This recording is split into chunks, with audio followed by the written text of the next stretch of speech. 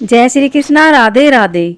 श्रीमद् भगवत गीता के पहले अध्याय का महात्म्य। श्री पार्वती जी ने कहा, भगवान आप सब तत्वों के ज्ञाता हैं। आपकी कृपा से मुझे श्री विष्णु संबंधी नाना प्रकार के धर्म सुनने को मिले जो समस्त लोक का उद्धार करने वाले हैं। देवेश, अब मैं गीता का महात्म्य सुनना चाहती हूँ, जिसका श्रवण करने से ही श्री हरि में भक्ति बढ़ती है। श्री महादेव जी बोले, जिनका श्री विग्रह अलसी के फूल की भांति श्याम वर्ण का है, पक्षीराज गरुड़ ही जिनके वाहन है, जो अपनी महिमा से कभी च्युत नहीं होते तथा शेष नाग की सैया पर शयन करते हैं, उन भगवान महाविष्णु की हम उपासना करते हैं।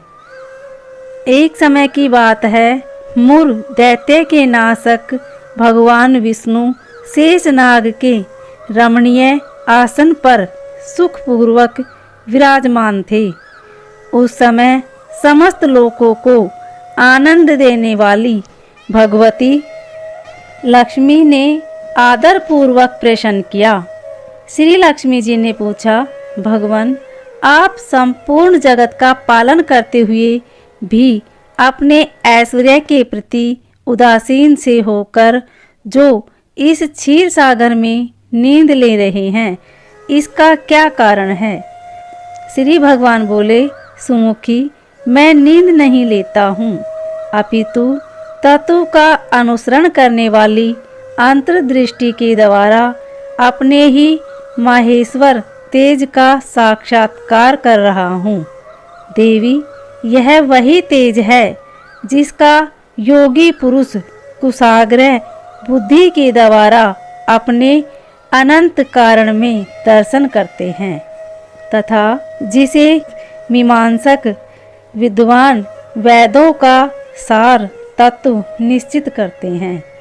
वह महेश्वर तेज एक अजर प्रकाश स्वरूप आत्म रूप रोग शोक से रहित अखंड आनंद का पुंज निष्पंद निरीह तथा दैत्य रहित इस जगत का जीवन उसी के अधीन है। मैं उसी का अनुभव करता हूँ। देवेश्वरी, यही कारण है कि मैं तुम्हें नींद लेता सा प्रतीत हो रहा हूँ। श्री लक्ष्मी जी ने कहा, ऋषिकेश आप ही योगी पुरुषों के ध्येय हैं। आपके अतिरिक्त भी कोई ध्यान करने योग्य तत्व है, यह जानकर मुझे बड़ा कौतूहल हो रहा है। इस चराचर जगत की सृष्टि और संहार करने वाले स्वयं आप ही हैं। आप सर्व समर्थ हैं। इस प्रकार की स्थिति में होकर भी यदि आप उस परम तत्व से भिन्न हैं तो मुझे उसका बोध कराइए। श्री भगवान बोले, प्रिय, आत्मा का स्वरूप द्वैत और अद्वैत से पृथक भाव और अभाव से मुक्त तथा आदि और अंत से रहित है। शुद्ध ज्ञान के प्रकाश से उपलब्ध होने वाला तथा परमानंद स्वरूप होने के कारण एकमात्र सुंदर है। वही मेरा ईश्वरीय रूप है। आत्मा का एक तव ही सबके द्वारा जानने योग्य है। गीता शास्त्र में इसी का प्रतिपादन हुआ है। अमित तेजस्वी भगवान विष्णु के ये वचन सुनकर लक्ष्मी देवी ने शंका उपस्थित करते हुए कहा, भगवान यदि आपका स्वरूप स्वयं परमानंद में और मन वाणी की पहुँच के बाहर है तो गीता कैसे उसका बोध कराती है? मेरे इस संदेह का आप निवारण कीजिए। श्री भगवान बोले, सुंदरी सुनो, मैं गीता में अपनी स्थिति का वर्णन करता हूँ।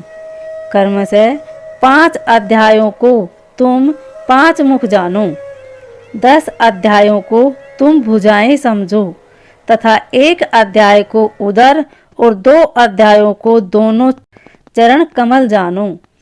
इस प्रकार यह 18 अध्यायों की वाक्मयी ईश्वरीय मूर्ति ही समझनी चाहिए। यह ज्ञान मात्र से ही महान पातकों का नाश करने वाली है। जो उत्तम बुद्धि वाला पुरुष गीता के 1 या आधे अध्याय का अथवा 1 आधे या चौथाई श्लोक का भी प्रतिदिन अभ्यास करता है, वह सुशर्मा के समान मुक्त हो जाता है। श्री लक्ष्मी जी ने पूछा, देव, सुशर्मा कौन था, किस जाति का था और किस कारण से उसकी मुक्ति हुई? श्री भगवान बोले, प्रिय, सुशर्मा बड़ी खोटी बुद्धि का मनुष्य था। पापियों का तो वह शिरोमणि ही था। उसका जन्म वैदिक ज्ञान से शून्य एवं क्रूरतापूर्ण कर्म करने वाले ब्राह्मणों के कुल में हुआ था। वह न ध्यान करता था, न जप, न होम करता था, न अतिथियों का सत्कार। वह लंपट होने के कारण सदा विषयों के सेवन में ही आसक्त रहता था। हल जोतता और पत्ते बेचकर जीविका चलाता था। उसे मदिरा पीने का व्यसन था तथा वह मांस भी खाया करता था। इस प्रकार उसने अपने जीवन का दीर्घकाल व्यतीत कर दिया। एक दिन मूढ़ बुद्धि सुशर्मा पत्ते लाने के लिए किसी ऋषि की वाटिका में घूम रहा था। इसी बीच में काल रूपी धारी काले सांप ने उसे डस लिया। सुशर्मा की मृत्यु हो गई। तदंतर वह अनेक नरकों में जा वहां की यातनाएं भोगकर मृत्युलोक में लौट आया और वहां बोझ ढोने वाला बैल हुआ। उस समय किसी पुंडगु ने अपने जीवन को आराम से व्यतीत करने के लिए उसे खरीद लिया। बैल ने अपने पीठ पर पड़गु का भार ढोते हुए बड़े कष्ट से 7-8 वर्ष बिताए। एक दिन पड़गु ने किसी ऊंचे स्थान पर बहुत देर तक बड़ी तेजी के साथ उस बैल को घुमाया। इससे वह थक कर बड़े वेग से पृथ्वी पर गिरा और मूर्छित हो गया।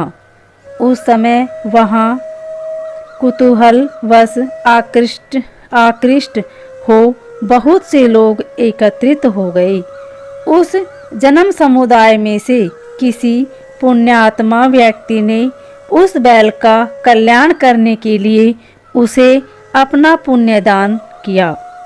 तत्पश्चात कुछ दूसरे लोगों ने भी अपने अपने पुण्यों को याद करके उन्हें उसके लिए दान किया। उस भीड़ में एक वैश्या भी खड़ी थी। उसे अपने पुण्य का पता नहीं था, तो भी उसने लोगों की देखा देखी उस बैल के लिए कुछ त्याग किया। तदंतर यमराज के दूत उस मरे हुए प्राणी को पहले यमपुरी ले गए। वहां यह विचार कर कि यह वैश्या के दिए हुए पुण्य से पुण्यवान हो गया है, उसे छोड़ दिया गया। फिर वह भूलोक में आकर उत्तम कुल और सील वाले ब्राह्मणों के घर में उत्पन्न हुआ। उस समय भी उसे अपने पूर्व जन्म की बातों का स्मरण बना रहा। बहुत दिनों के बाद अपने अज्ञान को दूर करने वाले कल्याण तत्व का जिज्ञासु होकर वह उस वैश्या के पास गया और उसके दान की बात बतलाते हुए उसने पूछा, तुमने कौन सा पुण्य किया था? वैश्या ने उत्तर दिया, वह पिंजरे में बैठा हुआ तोता प्रतिदिन कुछ पढ़ता है, उससे मेरा अंतकरण पवित्र हो गया है। उसी का पुण्य मैंने तुम्हारे लिए दान किया था। इसके बाद उन दोनों ने तोते से पूछा। तब उस तोते ने अपने पूर्व जन्म का स्मरण करके प्राचीन इतिहास कहना आरंभ किया। सुख बोला, पूर्व जन्मों में मैं विद्वान होकर भी विद्वता के अभिमान से मोहित रहता था।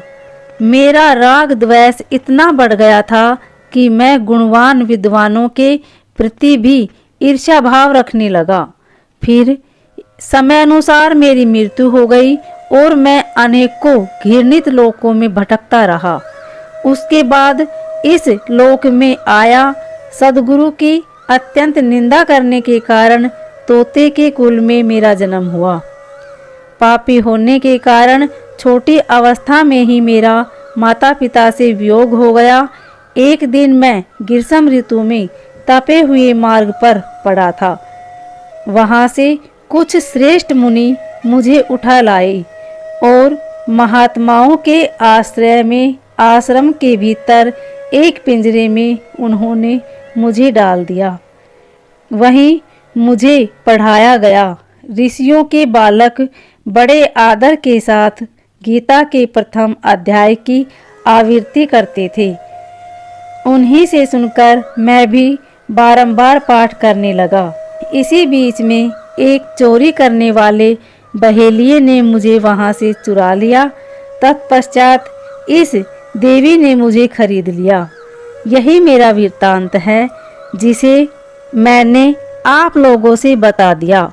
पूर्व काल में मैंने इस प्रथम अध्याय का अभ्यास किया था, जिससे मैंने अपने पाप को दूर किया है।